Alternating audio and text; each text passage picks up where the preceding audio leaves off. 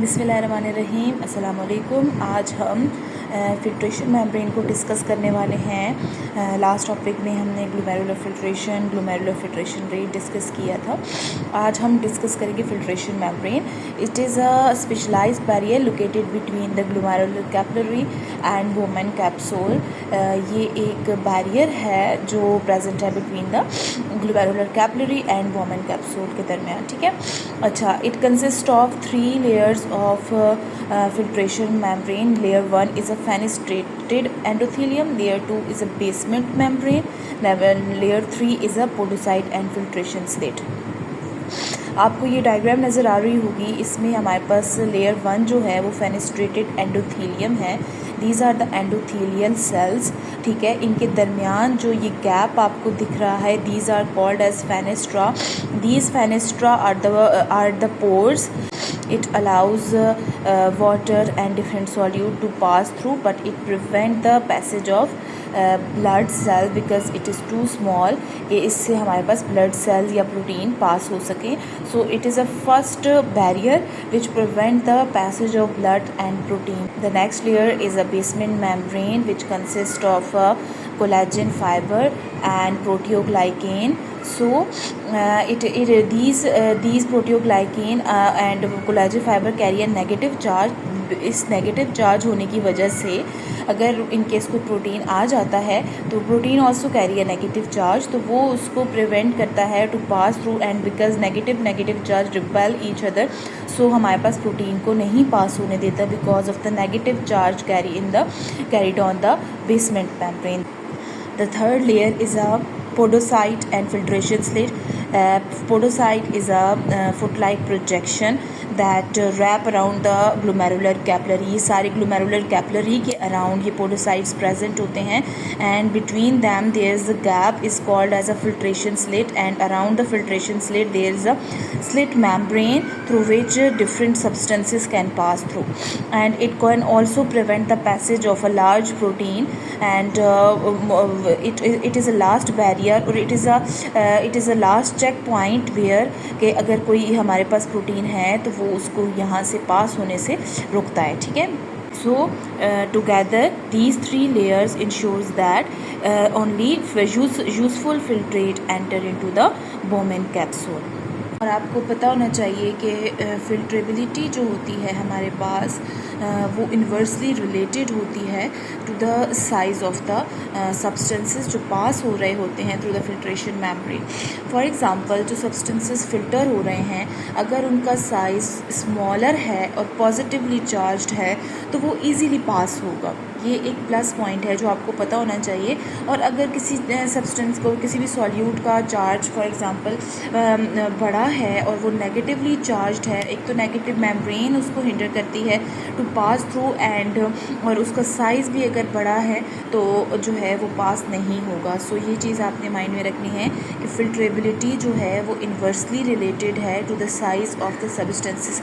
अगर जितना हमारे पास जितने फिल्ट्रेबिलिटी जो है हमारे पास inversely related to the size, जितना हमारे पास साइज़ बड़ा होता जाएगा उतनी हमारे पास फिल्ट्रेबिलिटी छोटी होती जाएगी, मतलब कम हो, तो फिर फिल्टर सब्सटेंसेस कम होते जाएंगे. वो बिकॉज़ हमारे पास जो मेम्ब्रेन है वो हिंडर करती है to pass through. That's why size हमारे पास बहुत मैटर करता है. सो एक गाइडन में इसका एक छोटा सा चार्ट दिया हुआ है, मैं आपसे शेयर करती हूँ, इससे आपको और अच्छे से समझ आ जाएगी. ये देखो, ये आप देख सकते हैं जो साइज़ हमारे पास मॉलिक्यूलर वेट वाटर का जो है वो स्मॉलर है और उसकी फिल्ट्रेबिलिटी 1 है. अगर जिसकी फिल्ट्रेबिलिटी 1 हो वो इजीली पास आउट हो जाता है. उसके बाद है हमारे पास सोडियम, जिसकी फिल्ट्रेबिलिटी मॉलिक्यूलर साइज़ हमारे पास मॉलिक्यूलर वेट 23 है. सो ये भी, इसका भी फिल्ट्रेबिलिटी 1 है, that can easily pass through. अब उसके बाद हमारे पास ग्लूकोज है, मॉलिक्यूलर वेट 180 और 1 इसकी फिल्ट्रेबिलिटी है, इजीली पास थ्रू. अच्छा, यहाँ पे हमारे पास मायोग्लोबिन है जिसका वेट हमारे पास 17,000 है, लेकिन इसकी फिल्ट्रेबिलिटी है 0.75. इसका मतलब ये है कि 75% जो है हमारे पास चांस होता है कि ये पास हो जाता है। और उसके बाद लास्ट में आप देख सकते हैं एल्ब्यूमिन है, एल्ब्यूमिन जिसका वेट 69,000 है। ये हमारे पास देखें बिल्कुल ना होने के बराबर ही फ़िल्टर होता है, बहुत कम रेशो होता है, बिकॉज एल्ब्यूमिन का साइज़ मॉलिक्यूलर वेट आप देख सकते हैं ज़्यादा है। सो इससे आपको पता होना चाहिए कि जितना साइज़ बढ़ता जाएगा फिल्ट्रेबिलिटी उस हिसाब से इफ़ेक्ट करती है। So the next thing is a net filtration pressure. A net filtration pressure is a forces that drive the filtration, जिसमें हमारे पास कुछ पॉजिटिव फोर्सेस होती हैं और कुछ नेगेटिव फोर्सेस होती हैं।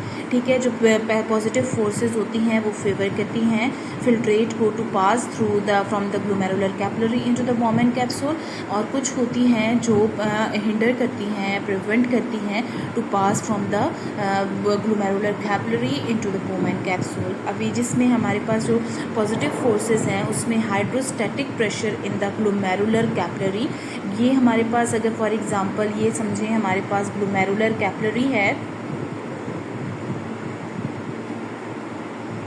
ये हमारे पास ग्लोमेरुलर कैपिलरी है और ये हमारे पास बॉमेन कैप्सूल है।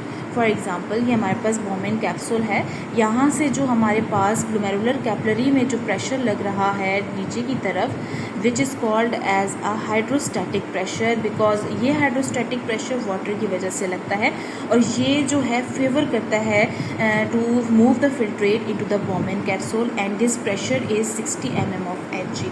The next pressure that favor the glomerular filtrate to move into the Bowman capsule is a colloidal osmotic pressure. Osmotic pressure. Colloidal is pressure is due to the protein. तो ये हमारे पास Bowman capsule में है। As you all know that यहाँ से कोई protein filter ही नहीं होता, यहाँ पे बॉमेन कैप्सूल में तो हमारे पास कोई प्रोटीन नहीं होता, तो यहाँ से हमारे पास कोई प्रेशर नहीं लगता, सो इसकी वैल्यू हमारे पास ज़ीरो हो जाएगी।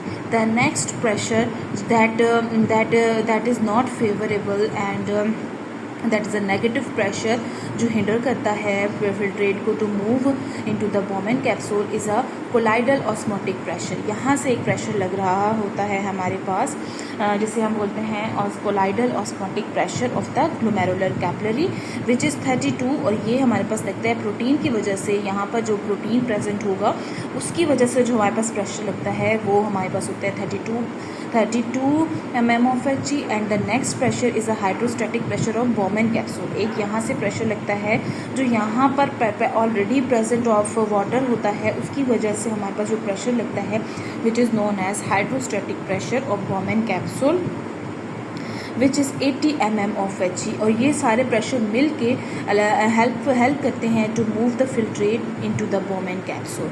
सो ये अब हमारे पास NFP का एक फार्मूला है, फोर्स फेवरिंग द फिल्ट्रेशन और फोर्स ऑपोजिंग द फिल्ट्रेशन, जिसमें हमारे पास जो मैंने आपको भी दिखाया था कि 60 mm of Hg is a pressure जो हमारे पास हाइड्रोस्टैटिक प्रेशर है जो ग्लोमेरुलर कैपिलरी से लग रहा है, और 0 इज़ अ प्रेशर जो हमारे पास बॉमेन कैप्सूल से जो है कोलाइडल प्रेशर था which is 0 because there is no protein in to the Bowman capsule, so it is a 0। And force opposing are the two other pressure जिसमें हमारे पास colloidal pressure into the glomerular capillary and hydrostatic pressure in the Bowman capsule. इनका sum up करेंगे तो हमारे पास total pressure जो लगता है to drive the filtrate into the Bowman capsule which is 10 mm of Hg। सो ये था हमारे पास net filtration pressure. The next one is a filtration coefficient which represent the filtering capacity of the glomerular membrane. It depend upon the two factors. Number one is a surface area of the membrane. Number two is a hydraulic conductivity जिसे हम permeability कहते हैं। ठीक है, permeability कहते हैं surface area। For example अगर membrane का सरफेस एरिया लार्जर है तो लार्जर फिल्ट्रेट पास होगा, लार्ज सब्सटेंस ऑफ फिल्ट्रेट पास होगा और लार्जर हमारे पास GFR प्रोड्यूस होगा। लेकिन अगर हमारे पास सरफेस एरिया ही स्मॉल है तो फिल्टरिंग सब्सटेंसेस भी हमारे पास कम अमाउंट में होंगे, सो हमारे पास GFR भी कम होगा। So the next is a hydraulic conductivity and permeability. अगर मेम्ब्रेन जो है हमारे पास थिक है, उसकी जो परमेबिलिटी है वो थिक है, तो हमारे पास कम अमाउंट ऑफ सब्सटेंसेस पास होंगे, तो जितना कम सब्सटेंसेस पास होंगे उतना कम GFR होगा। यानी हमारे पास ये सरफेस एरिया फॉर एग्ज़ाम्पल अगर ज़्यादा है तो फिल्ट्रेशन हमारे पास ज़्यादा होगी और GFR भी हमारे पास ज़्यादा होगा। लेकिन अगर हमारे पास फॉर एग्ज़ाम्पल परमेबिलिटी हमारे पास इसकी थिक है, फॉर एग्ज़ाम्पल परमेबिलिटी थिक है यानी ज़्यादा है, तो हमारे पास क्या होगा, कम फिल्ट्रेशन जो है कम होगी। सो हमारे पास GFR भी कम होगा। सो फिल्ट्रेशन कोफिशिएंट हमारे पास जो है सरफेस एरिया के साथ डायरेक्टली रिलेटेड है, बिकॉज उससे हमारे पास जितना सरफेस एरिया ज़्यादा उतना फिल्ट्रेशन कोफिशिएंट ज़्यादा उतना हमारे पास GFR ज़्यादा। इसी तरह अगर हमारे पास फॉर एग्ज़ाम्पल परमेबिलिटी थिक है, परमेबिलिटी ज़्यादा है और हमारे पास फिल्ट्रेशन कोफिशिएंट कम होगा और GFR भी कम होगा। ऐसे अगर आपको फिल्ट्रेशन कोफिशिएंट निकालना हो तो आपको पता होना चाहिए कि हमारे पास GFR का फार्मूला होता है फिल्ट्रेशन कोफिशिएंट और नेट फिल्ट्रेशन प्रेशर। तो आपने GFR के साथ नेट फिल्ट्रेशन प्रेशर को डिवाइड करना है, तो आपके पास आ जाएगा फिल्ट्रेशन कोफिशिएंट, जिसमें हमारे पास GFR कितना होता है 125 डिवाइडेड बाय हमारे पास NFP आपने देखा होगा विच इज़ 10। सो जो हमारे पास आंसर आएगा वो होगा 12.5। ठीक है। सो अगर हम इसकी समरी देखें तो GFR जो है डिपेंड करता है फिल्ट्रेशन कोफिशिएंट पे और नेट फिल्ट्रेशन प्रेशर पे। अगर फॉर एग्ज़ाम्पल हमारे पास सरफेस एरिया ज़्यादा है, फिल्ट्रेशन कोफिशिएंट ज़्यादा होगा और ग्लोमेरुलर फिल्ट्रेशन रेट भी ज़्यादा होगा। लेकिन अगर हमारे पास परमेबिलिटी या थिकनेस हमारे पास ज़्यादा है, फिल्ट्रेशन कोफिशिएंट कम होगा, GFR भी कम हो जाएगा। इसी तरह हमारे पास अगर हम बात करें नेट फिल्ट्रेशन प्रेशर की, जिसमें hydrostatic pressure in glomerular capillary अगर ज़्यादा होगा तो ये because it is a favouring force, ये ज़्यादा होगी तो GFR ज़्यादा होगा। And these two are the negative forces और अपोजिंग फोर्सेस, अगर ये ज़्यादा होंगी तो GFR कम होगा। अगर वीडियो पसंद आई है तो मेरे चैनल को लाइक ज़रूर करना है, शेयर करना है और ज़रूर सब्सक्राइब करना है। मिलते हैं नेक्स्ट वीडियो में, तब तक के लिए अल्लाह हाफिज़।